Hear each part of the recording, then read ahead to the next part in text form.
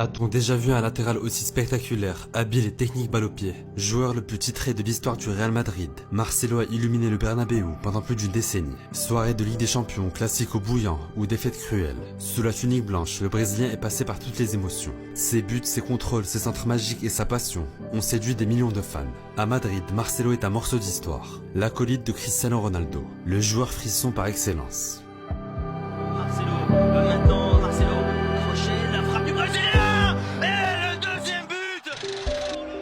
Pues mira, los dos, Marcelo y Ronaldo, en el 11 de la segunda parte. Se van a echar con dos. Janvier 2007, 17e journée de Liga. Face au Deportivo La Corogne, deux Brésiliens entrent en jeu. D'abord la légende Ronaldo. Sur le déclin, R9 veut convaincre Fabio Capello, mais dispute bien sa dernière saison à Madrid.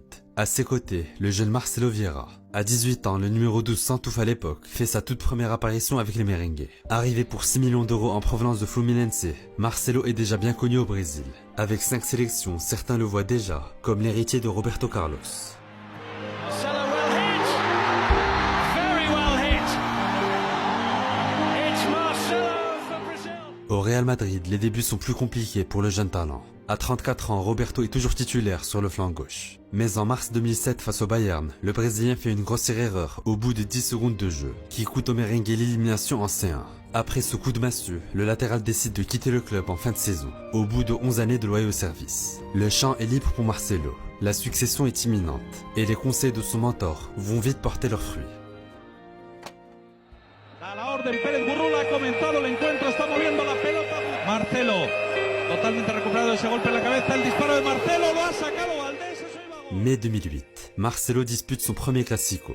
Le Brésilien a la lourde tâche de dompter le jeune Léo Messi. Face aux jambes de feu de l'Argentin, le latéral souffre par moments. Mais globalement, c'est lui qui remporte ce premier duel. Au-delà de l'aspect défensif, c'est le dépassement de fonction qui frappe chez Marcelo.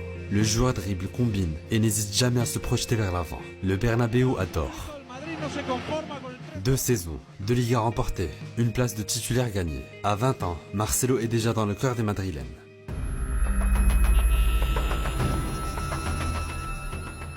En fin d'année 2008, le Brésil accueille le Portugal en match amical. Score final 6-2 pour les coéquipiers d'Adriano. Mais c'est un fait hors du jeu qui restera dans les têtes. À la 80e minute, Marcelo s'embrouille avec la star de Manchester United, un certain Ronaldo. Le même qui, quelques années plus tard, deviendra son coéquipier préféré. Marcelo está dentro, Marcelo está dentro, Marcelo ante la fuente, Marcelo ha llegado el 0-3, qué golazo acaba de marcar el... En attendant l'arrivée de CR7, Marcelo ouvre enfin son compteur à Madrid. Souvent positionné milieu gauche depuis l'arrivée de Juan de Ramos, le Brésilien signe 5 passes D et 4 buts dans la saison, dont un bijou face à Valladolid. هنا نتابع المحاولة والتسديد. جول مارسيلو.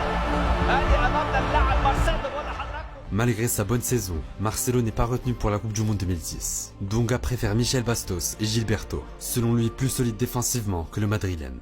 Quand Mourinho rejoint le Real Madrid, Marcelo devient un démon sur le terrain. Comme Pepe et Ramos, le Brésilien gagne en agressivité et combativité. Dans des classicos de plus en plus chauds, le latéral n'hésite pas à lever le pied et chambrer les Catalans.